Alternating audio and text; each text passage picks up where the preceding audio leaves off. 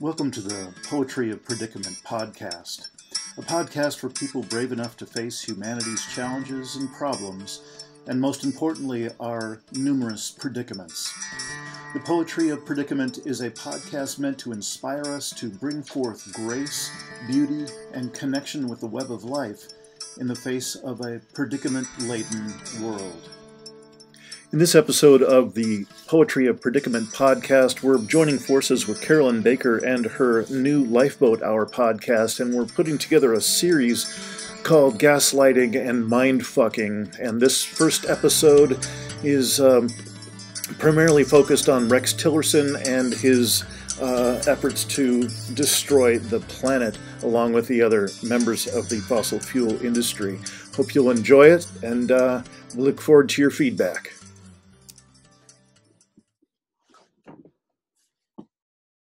All right. I am so excited to be a part of this particular series on this particular day with my remarkable partner in crime, Carolyn Baker. And what we're doing is here in the Living Resilience Alliance and on a number of different podcasts. This will be a part of Carolyn Baker's new Lifeboat Hour podcast. It'll be part of the Impossible Conversation podcast and a part of the Poetry of Predicament podcast. And we are so excited about this particular topic because we've had a focus, Carolyn, for so long, particularly because of your book, Dark Gold, and your emphasis for quite some time now on looking at the shadow elements that run our world. We're going to be focusing on those today. We have some remarkable clips to show you and to give you some context for. Carolyn, is there anything you want to say about this particular episode? Yeah, I think it's really important to identify how the shadow shows up and really break it down, because that term is kind of amorphous and like, what does that mean? And so what we're going to focus on today are the ways in which, we thought about calling it gaslighting and mindfucking, because it is a look at the ways in which lies are being told about what's going on in the world and how easily it is for people to buy into them, and also to talk about how that affects us even if we never pay attention to the news. So, and this is just the first part of a series that we're creating on this topic. Yeah.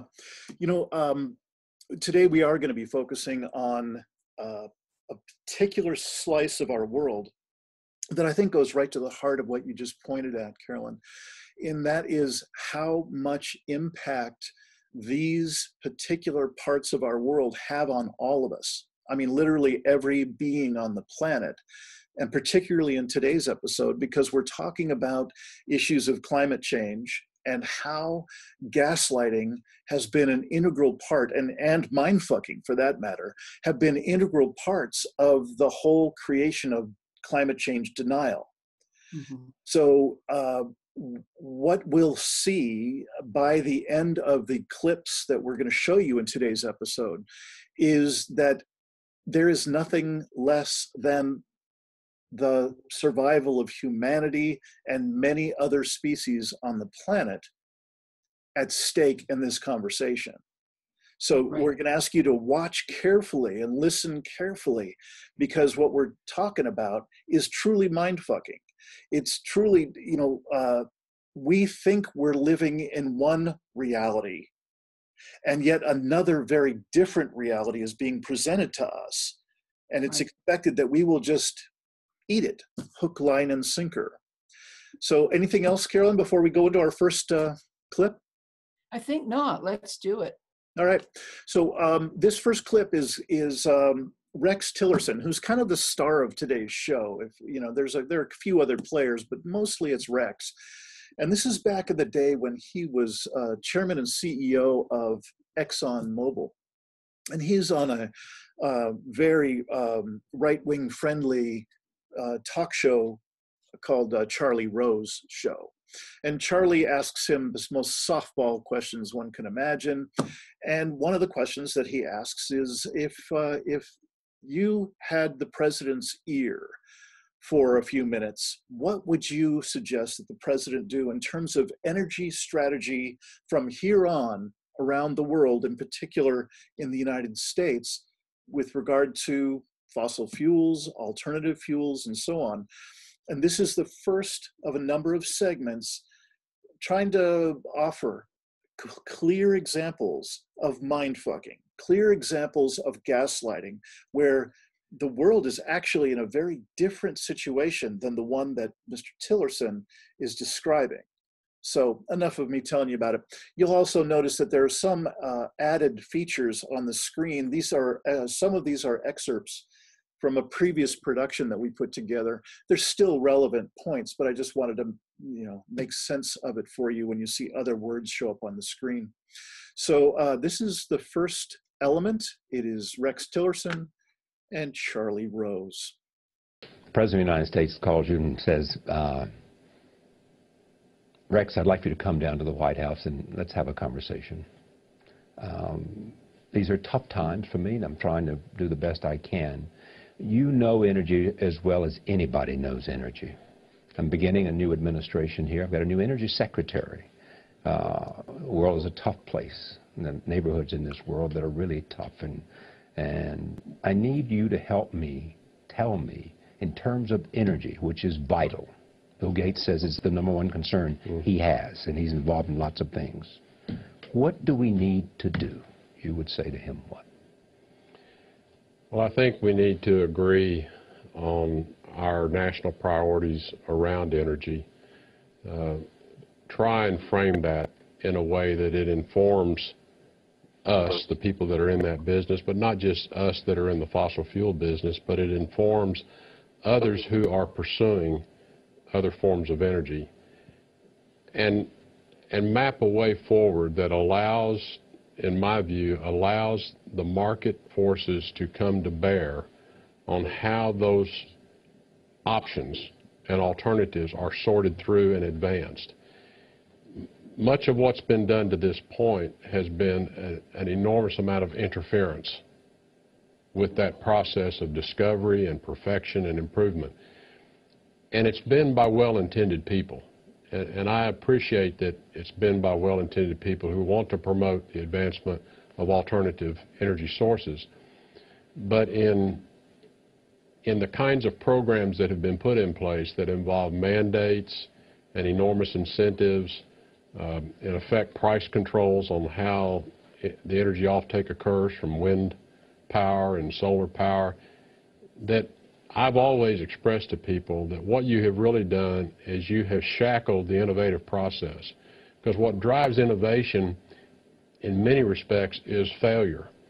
That I'm that close, if I could just get it, if I could just overcome this, I've got the winner. And so when it is succeeding for false reasons, it's succeeding because it doesn't have a competitor, it's succeeding because it is so incentivized. What we've really done is slowed down the process of innovation and breakthrough. I think there are enormous challenges around these alternatives which need to be dealt with. And so I think it's more a question of how does the U.S. government want to support and promote the research activities that are necessary to take these forms of energy to a different level of performance. And whether that's battery technology, or whether it's efficiencies of wind, or whether it's transmission systems that behave in different ways. How do you want to supply the underlying research, but then allow the commercial activities up here to move about in the free market? So you're saying you want to see government plant more seed money in terms of an investment in terms of the alternative possibilities. And there are good models for this. There are good models in the national labs. There are great models through DARPA. There are models out there that have served us well. You gave us the internet. We have so much intervention right now in these energy markets that, in my view, it's not been healthy for the advancement of those alternatives. So you're saying less regulation and more more research? More fundamental research, less mandates. I mean, wind has received subsidies for more than 20 years now. Maybe if we took the subsidy off and it was challenged to have to perform, people would take it to a new level. They haven't had to. They haven't had to. So I think a lot of this is, how do you want to structure our pursuit of our future energy supplies? And and the president has said he is a proponent of all of the above, and we are too. We are too. That's a very sensible strategy. And how do you want to use the things that are very sure and we know how to use them? Use them better. Use oil better. Use gasoline, diesel, use all that stuff better. And there are things we can do while you're pursuing, though, that next generation that is everyone's vision. How do you want to lay the roadmap out to do that and put the roadmap in place so that it survives you, Mr. President? Because none of your predecessors have been successful at doing that. Have you had this conversation with him? I've had parts of that conversation with him, and I've had it with others. Yeah. So you think he has a listening ear, that he wants to hear what you have to say? He has a lot of people speaking into that ear. Thank you. Thank you for joining us. My pleasure, Charlie. Rex Tillerson, the CEO of ExxonMobil, the largest company in the world in terms of market capitalization. It's hard to bet against science, though, isn't it? Never bet against science. Never. Thank you for joining us. So, Carolyn, welcome back from the Charlie Rose. Welcome back to the fog. Charlie Rose, Rex Tillerson show. One thing I'd like to just add before we move on to the next clip is, while I did mention in the side notes on the screen, if you were watching that, and by the way, thank you for your patience, those of you who are not big fans of watching such slow-moving, business-oriented bullshit. But the piece I'd like to add here is the amount of subsidizing that fossil fuel industry has actually been reaping for years. There are two ways to figure out what subsidies any given company or any given industry is getting. One is just the sheer cost of doing business. And for that, Forbes magazine asserts that there's $5 billion a year of subsidies going to the fossil fuel industry. Now, the other way to calculate subsidies is to include the costs socially, culturally around the world of a given industry's actions, added to the cost of business and the subsidies for both. And from the IMF, International Monetary Fund, a study recently put out that in 2015, the amount of subsidization that was going on in that more global, inclusive model of all the expense to all of us of fossil fuel industries, it's more along the lines of $5.3 trillion of subsidization in 2015. And I don't have more current amounts on that, but I can only imagine it's going up. So, Carolyn, thanks for your patience. I just wanted to cover that one little piece. I want to make sure that you noticed what I noticed is that last statement. It's hard to bet against science. Exactly. And that's going to be the first of, I think, a parade of deeply ironic statements we're going to hear today. Wait till we get to the one of his commencement speech, but we're jumping ahead here. Is there anything else you wanted to say about the Charlie Rose piece? No, let's keep watching. All right, we're going to go right now into Rex Tillerson, still in his role of Chief Executive Officer and Chairman of Exxon. And at this point, he's talking with the Council of Foreign Relations. He's at the Council of Foreign Relations and a conference for them.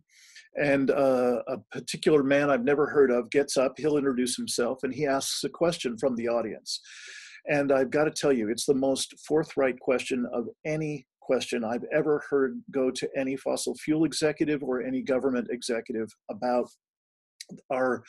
climate change in our world. So here's the question that I would love to have been in that same spot. I'd love to have delivered this question. This man does that. And what I'd like us to look for is the amount of what Naomi Oreskes has shown us so beautifully in her book and documentary, The Merchants of Doubt. that all they've had to do with the fossil fuel industry, and particularly with the denial of climate change industry, which be clear that it is and always has been, all they have to do is install enough doubt. All they have to do is deflect enough of the direct question into an area where there is doubt, or where the person, in this case, Rex Tillerson, has the upper hand. So look how quickly he gains the upper hand, how quickly he installs just enough doubt. And while he's at it, look how quickly he puts the questioner into his place. It's quite a remarkable example of each of these things, both gaslighting and mindfucking again. And Carolyn, anything you want to add before we dive in? I don't think so. Let's hear it, and then I'll have some thoughts, I'm sure. All right, great. Hi, I'm David Fenton. Mr. Tillerson, I want to talk about science and risk. And I agree with you, that's the way we must proceed. So, as you know, it's a basic fact of physics that CO2 traps heat. And too much CO2 will mean it'll get too hot.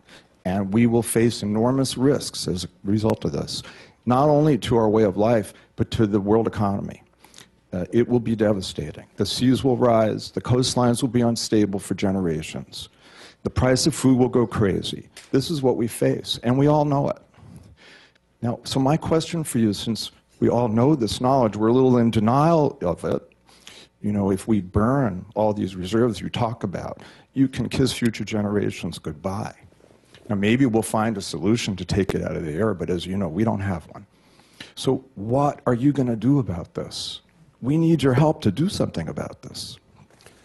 Well, let me say that we have studied that issue and continue to study it as well. We are and have been longtime participants in the IPCC panels. We author many of the IPCC subcommittee papers, and we peer review most of them. So we are very current on the science, our understanding of the science, and importantly, and this is where I'm going to take exception to something you've said, the competency of the models to predict the future.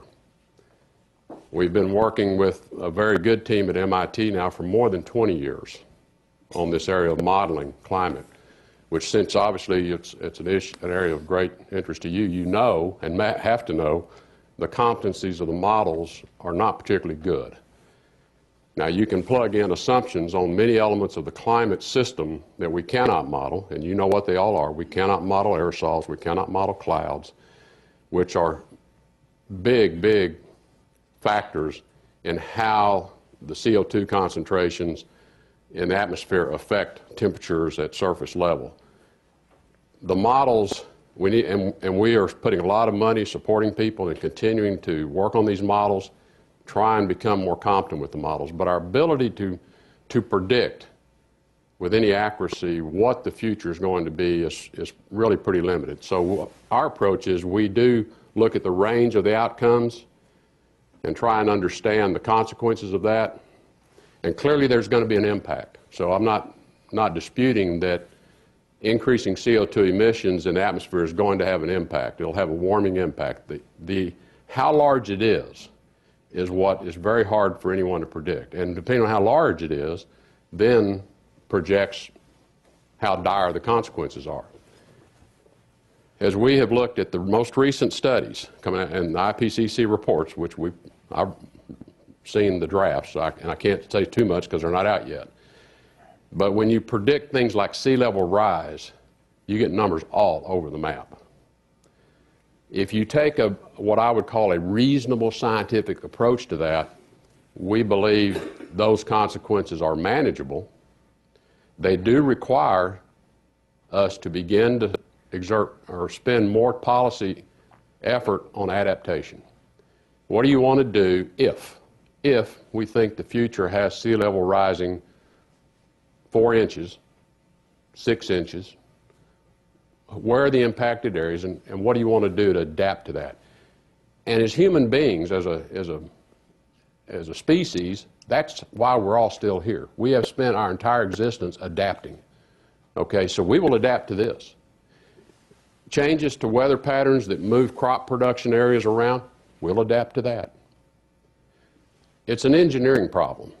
and it has engineering solutions. And so I don't, the fear factor that people want to throw out there to say, we just have to stop this, I do not accept. I do believe we have to be efficient and we have to manage it, but we also need to look at the other side of the engineering solution, which is how are we going to adapt to it? And there are solutions. It's not a problem that we can't solve. But let's stick with that for just a second. I mean, ExxonMobil, before you became CEO, was very aggressive and overt in challenging and mounting a public relations campaign against the sorts of things that Mr. Fenton just managed. You changed that when you came in. But I guess the question I'd ask you, I was at my daughter's graduation last weekend, and the graduation speaker said that global warming is the great challenge of your generation. Do you agree with that? Would you agree that it's in at least one of the top 5 challenges of the generation, or do you personally think that it's been way overblown? No, I think it's a great challenge, but I think it's a question back to priorities. And I think, as I just described, based on our understanding of the system and the models and the science, and that there are engineering solutions to adapting, that we think it's solvable. And I think there are much more pressing priorities that we as a human being race and society need to deal with. There are still hundreds of millions, billions of people living in abject poverty around the world. They need electricity. They need electricity they can count on, that they can afford. They need fuel to cook their food on that's not animal dung. There are more people's health being dramatically affected because they don't even have access to fossil fuels to burn. They love to burn fossil fuels because their quality of life would rise immeasurably, and their quality of health and the health of their children and their future would rise immeasurably.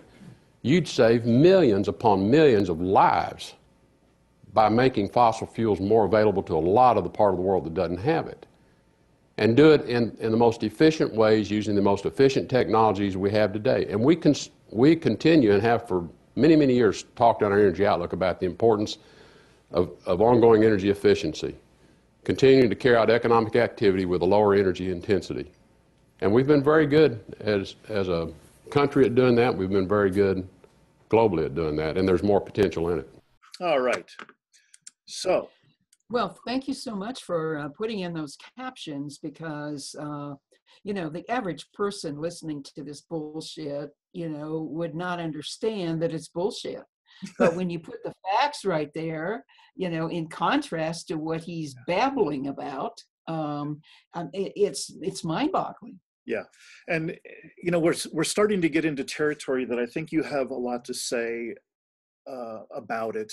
And that is, it's not just gaslighting and it's not just mind fucking, but it's also our collective and individual shadows, Right, writ large, where yes. we want to be seen as caring people, as people who are doing the right thing. And we want to take this valuable, precious commodity, this fossil fuel, you know, nirvana, and we want to offer it to as many of those poor people around the world as we possibly can. We don't have time today to go into all the areas on the planet where fossil fuel companies for decades have been decimating areas, not to mention, you know, the tar sands up in Canada. So the care for people's well-being and so on, it's just a thinly veiled shadow. Right. And the shadow, of course, is the desire to have the corporation reap its profits till the very last drop of oil is extracted from the earth. You know, they call them frozen assets when they can no longer extract them because of the fossil fuel, the CO2 emissions budget that we supposedly have out of Paris and COP21. So what I'm particularly wanted to be pointing at is in this next clip, Carolyn, I'm hoping that you'll give us some of your wisdom on this, some of your perspective on this, because this is where we go into a far more current Rex Tillerson. He's gone from being ExxonMobil's CEO and chairman to being for a brief, I think just a little under a year, the Secretary of State for Donald Trump's administration. Not to mention, we won't even, again, we don't have time to talk about how he decimated the State Department with up to half of their people either being fired or checking out because they just couldn't take it. So again, that's another day, another conversation. We'll get there. What we're going to see in this particular next clip is he's speaking at the Virginia Military Institute's commencement for their graduates just a couple of weeks ago. And you will see how disturbed Rex Tillerson apparently is by his experience in the Trump presidency, in the administration, and what he clearly, he doesn't dive into this for just no reason. He's expressing himself as directly as he dare about the remarkable shadow from his perspective about the Trump administration. And the irony that I want us to both speak a little about when we get to the end of this is just how extraordinary the whole Tillerson digs for himself.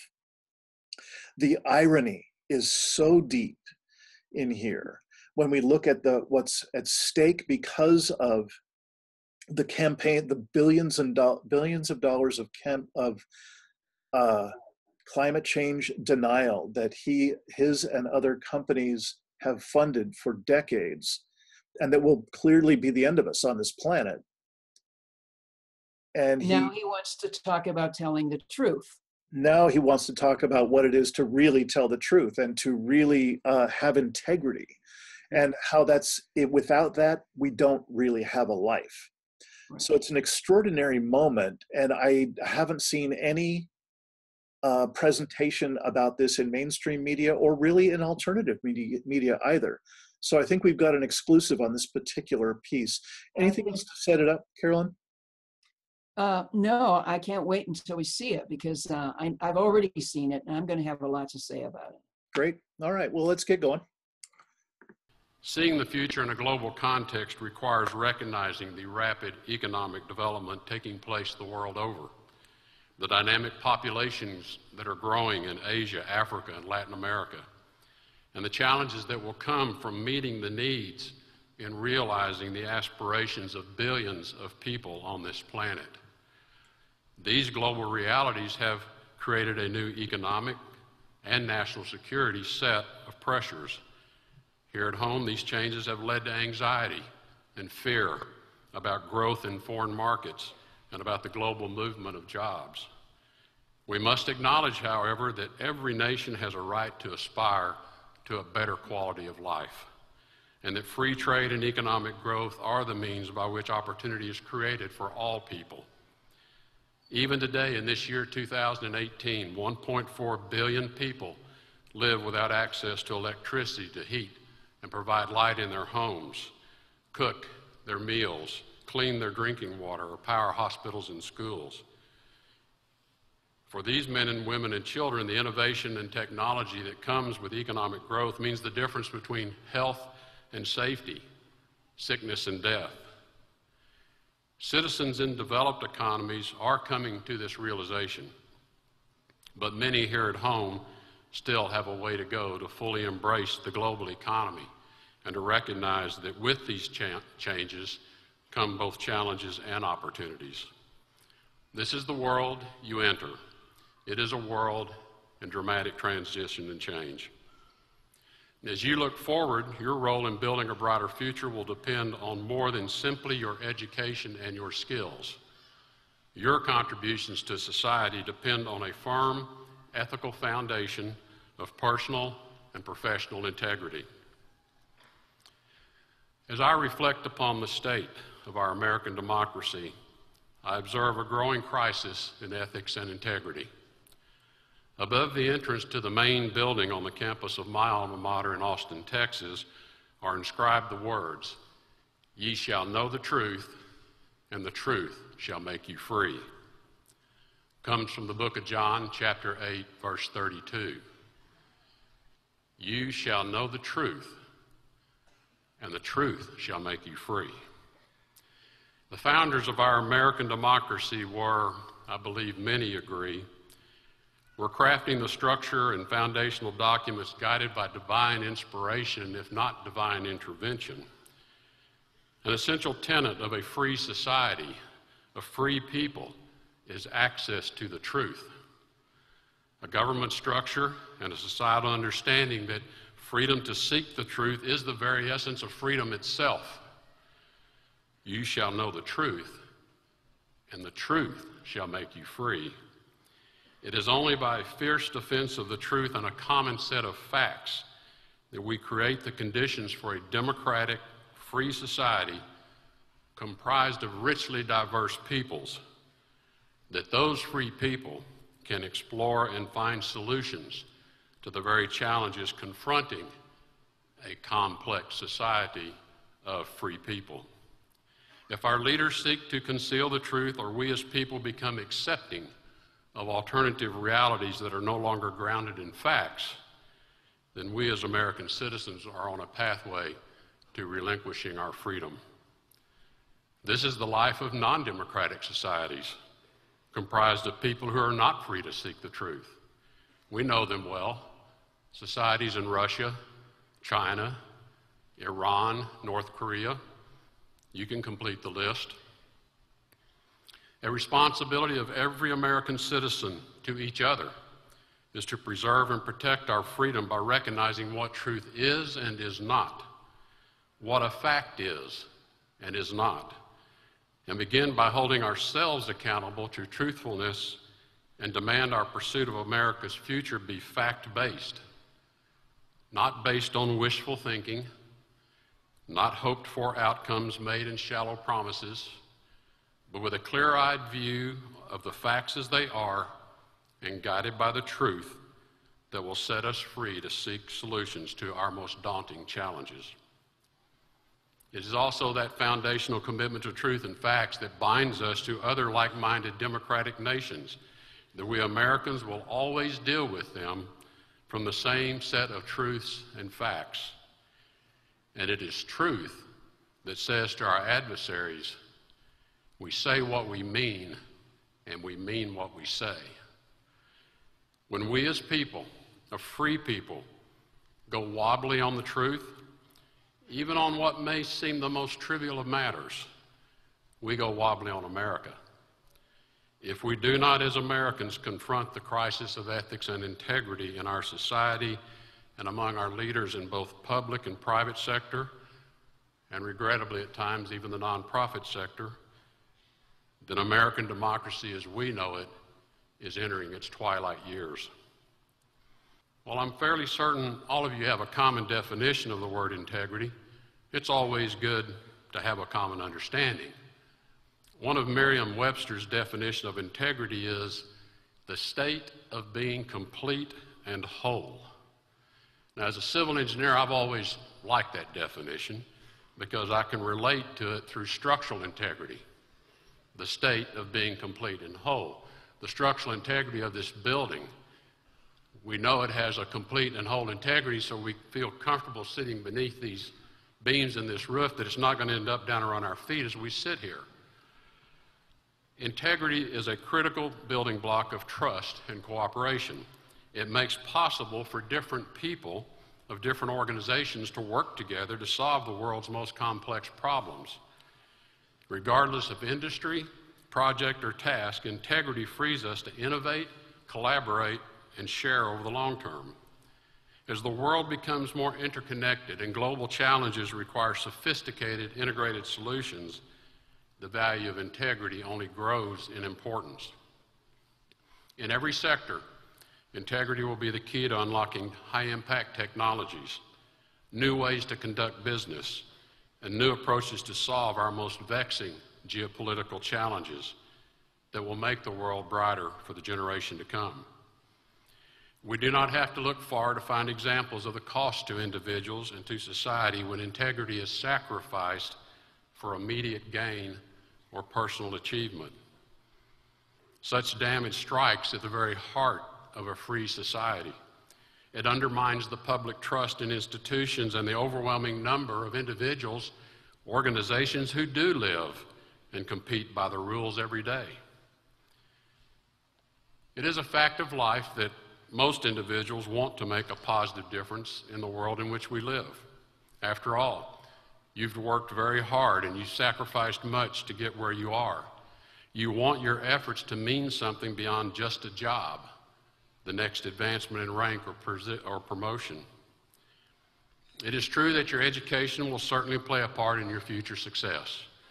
But if you truly want to build a brighter future for the world, you must make the decision to live a life of integrity.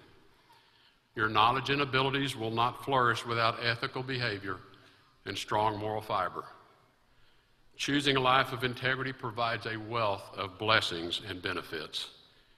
It gives us a true pathway to do the right things, the right way every time, whether or not anyone's looking. Such discipline is the true source of progress in a modern civilization because it is a commitment to see our actions as part of a broader social fabric of cooperation and mutual advancement. In your career, you will have occasions where it may appear easier to take a shortcut. The pressure you feel may come from within, that you need to impress others or that you need to have all the answers. Unfortunately, it may also come from your organization or directly from a supervisor or a coworker. These pressures can be particularly keen in the early stages of your career, pushing you toward decisions before the consequences are apparent. Committing yourselves to a life of integrity and reminding yourselves of that commitment often can give you the strength you need to resist the easy path that leads to poor results or even ruin. It is important to remember that leadership is not a position or title. Becoming a leader is what happens to those who embrace a life of integrity. As you grow in your career, and your personal integrity will draw people to you. Your coworkers will come to rely on your humble, well-informed insights. Your supervisors will trust you because of your self-discipline. As you take on more responsibility and gain experience, your personal integrity will naturally evolve into managerial integrity.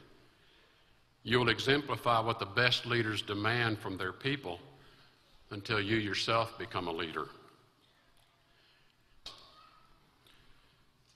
And blessed is the man that can say that the boy he was would be proud of the man he is.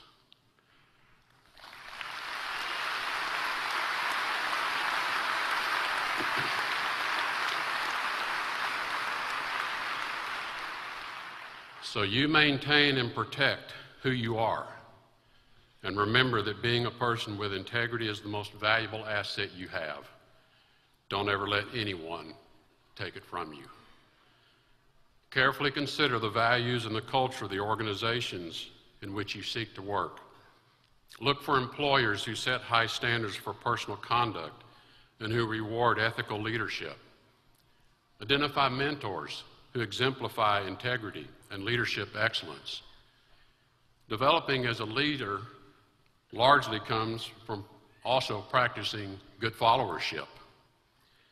See how the leaders you are following carry themselves, how they manage their responsibilities. Study how they communicate and make decisions. Observe how they learn from mistakes or missteps, their own and those of others. Importantly, recognize that integrity is not unique to any one culture. No matter where you are in the world, integrity and good character are prized by every great faith and every great tradition. Integrity means managing our lives in a way that focuses on the ideals that unite us as people. In summary, I've lived a happy life. I want you to have a happy life too. So I return to the definition of integrity, the state of being complete and whole. Absent a life of integrity, no human being can live a life that's complete and whole. living a life of integrity, perhaps we have a chance. God bless all of you and your loved ones in the days ahead, and God bless the United States of America. All right, good. So we're done with the Rex Tillerson commencement speech at Virginia Military Institute. And Carolyn, you just got through saying you have a lot to say, so take it away. Okay. So first of all, I'd like to give a definition of the shadow, because for some people that's kind of unclear. The shadow individually is any part of ourselves that we send away and we say, that's not me. That doesn't comport with my image of myself or what my parents want or what the culture wants. And so that's not me. I'm not a racist. I'm not a dishonest person. I'm not this, I'm not that. We all have an individual shadow. We also have a collective shadow, a cultural shadow, and we do the same thing as a culture. That's not me. I'm not racist. We're seeing this right now with the racism issues that are getting stirred up in our culture. And you know, we had the Starbucks training today for their staff around racism. We had a famous television personality having her show canceled because of a racist remark. And, you know, and invariably people say, well, that's not me, that's somebody else. And so we've got Rex Tillerson here, who spent his entire career lying about fossil fuels, lying about the science of climate change. And one of the things that we do with the shadow is we project it on other people. That's not me, that's you. So I see his speech at this commencement address, which is like the statement of the manifesto of the last Boy Scout. You know, I see this as a reaction to Trump's blatant lying and gaslighting. And it stirred something in Rex Tillerson, namely his own shadow. And so he's going up now and he's, you know, in his own way apologizing for his own shadow. And he's saying, oh, you know, but I've never done that. You know, I'm, you know, that's not me. So boys and girls, I want you to be integral and whole and tell the truth. But he's really saying that as a way of covering up his own duplicity over the years and in current time.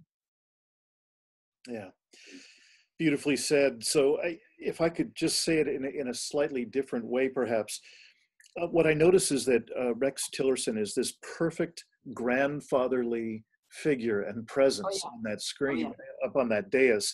And that's exactly his role. He's there to inspire. He's there to reassure. He's there to coach these young people into their lives and share the, you know, here's the possibility of what it is to be a human being. Look at me and what I've done. You can do even better, and so on. But I would call him a counterfeit elder. Yeah, right.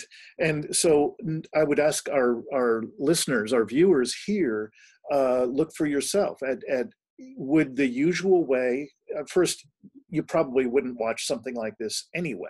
I mean, who would seek out a commencement address at a military institution unless you happen to be one of the people graduating or something? Right.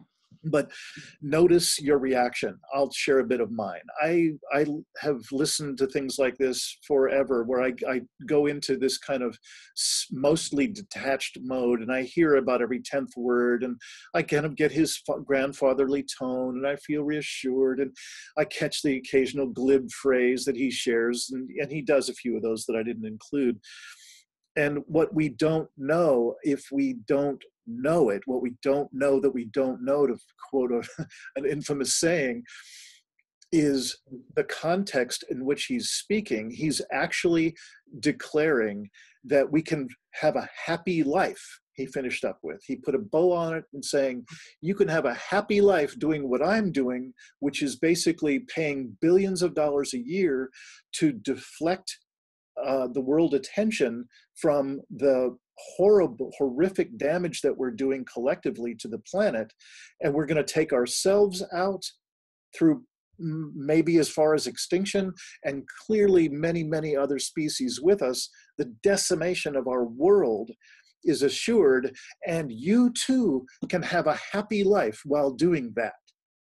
So really, there's nothing, if you have, you listener, watcher right now, if you leave us some comments, if you see something different. What I'm seeing is that there is actually a remarkable level of contempt and violence involved in keeping this level of shadow in place and running the show. It's an extraordinary structure, and we're going to have a kind of a series, these talks like Carolyn and I are offering you right now, and it'll go deeper and deeper. Next time we're going to be talking about Trump and so on. I don't want to jump ahead. Carolyn will tell us more about that after this last piece. But there's a lot to be explored here. This is not just another day in the news cycle. This is an extraordinary expression. These clips that we've put together are just straight out of what you can get off of TV. Didn't take any big investigative reporting to get this. This is right up front, and it's about our future as a civilization, as a race on this planet. So before I show the last one, Carolyn, was there anything else you wanted to say about that relationship with the shadow, the expression of how Tillerson put it out there? Anything else you want to put into context for us? I think not.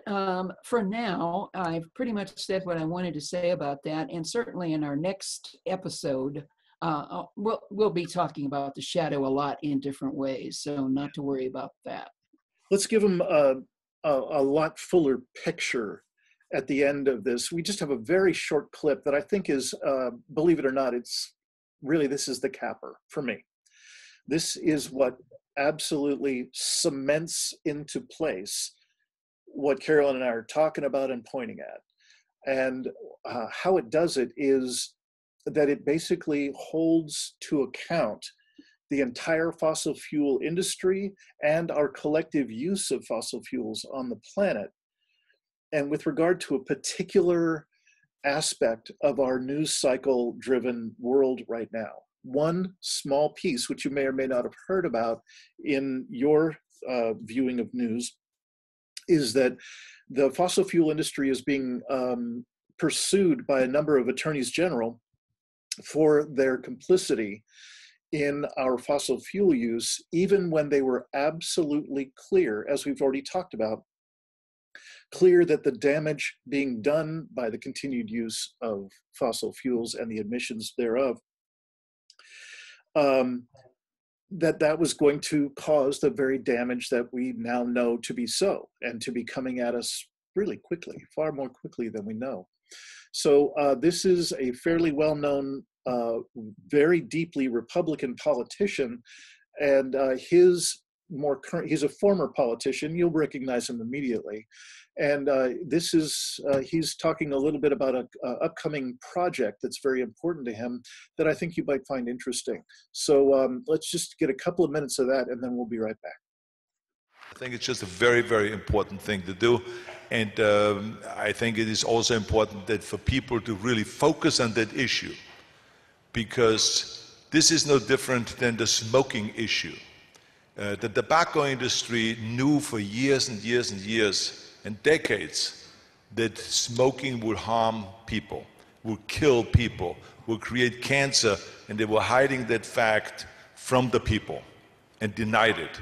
And then eventually they were taken to court, and they had to pay hundreds of billions of dollars because of that, because they knew. So the same thing is now with the oil companies. The oil companies, because people don't know that, but the oil companies knew from 1959 on, they did their own study and knew there will be global warming and climate change happening because of fossil fuels.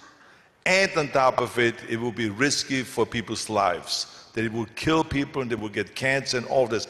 All of this stuff the oil companies knew, and they kept hiding it from the people. This is why we are now talking to law firms to go and do exactly the same thing as they've done in the tobacco industry, where we sue the oil companies for knowingly killing people all over the world. There's 7 to 9 million people dying every year because of pollution, because of fossil fuels. That's some big news. You're going to back class action suits against.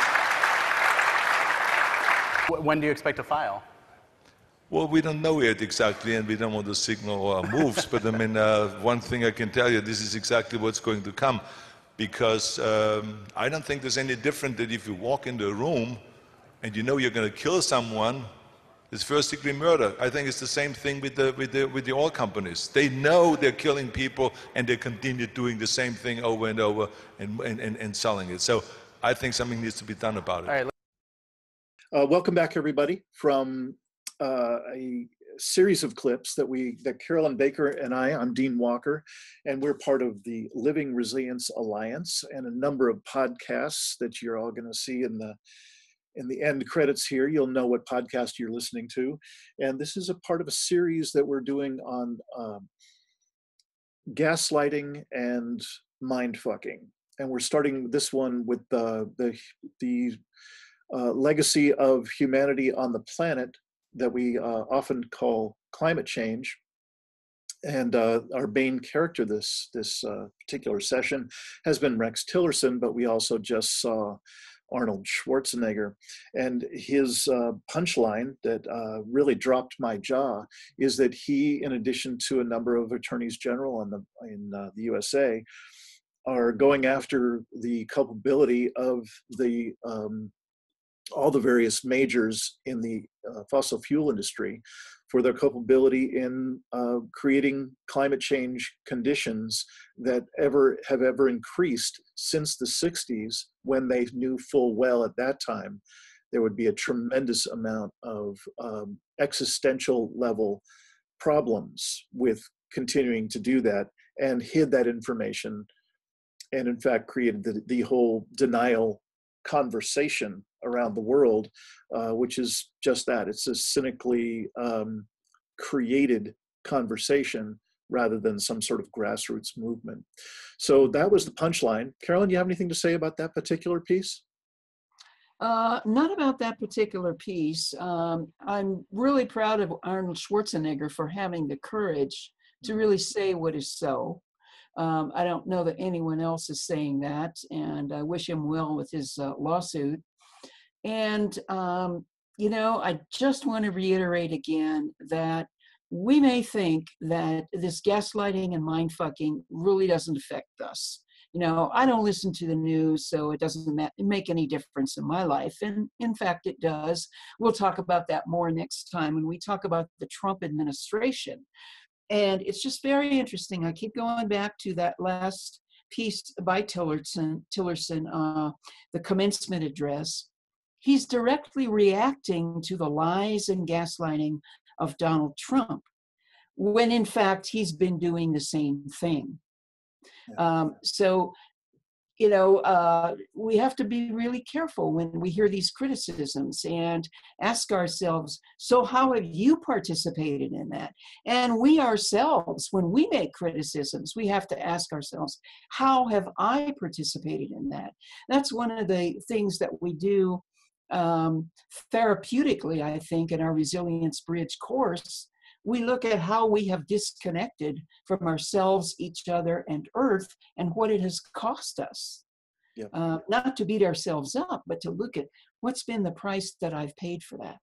Yeah, really well put. I'm glad you brought up about the context of the work that we're creating, because what I know is, as I've dived deeper and deeper into this direction of healing, of wanting to reconnect myself with my own inner wisdom, with other people, and with the earth, there's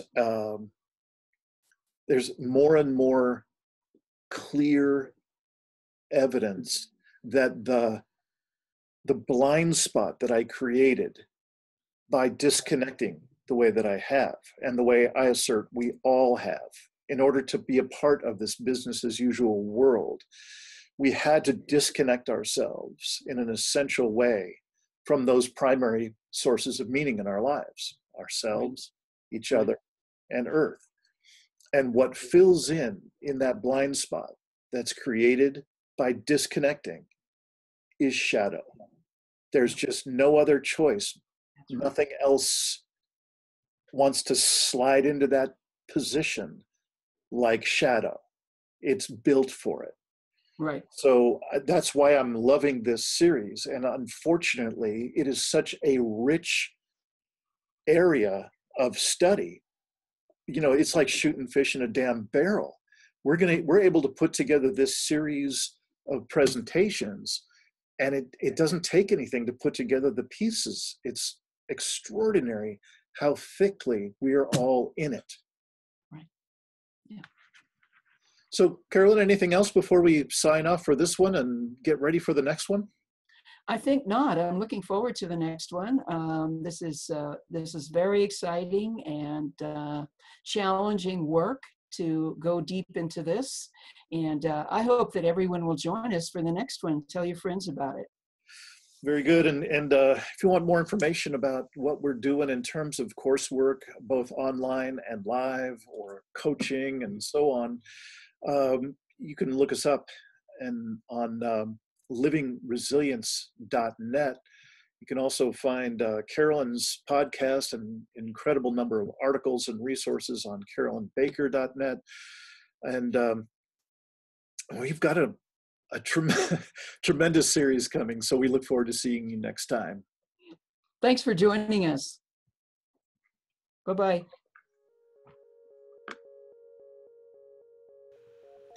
Thanks for watching another episode of the Poetry of Predicament podcast, produced by Dean Walker and the Living Resilience Alliance, www.livingresilience.net. Music today from Michael Hedges, as always, and also Port Blue Into the Sea. You may want to check out our sister podcasts, the new Lifeboat Hour with Carolyn Baker on Podbean and at carolynbaker.net. Also, the Impossible Conversation podcast, another channel on YouTube. Thanks so much for joining us. Join us again later for another episode of the Poetry of Predicament.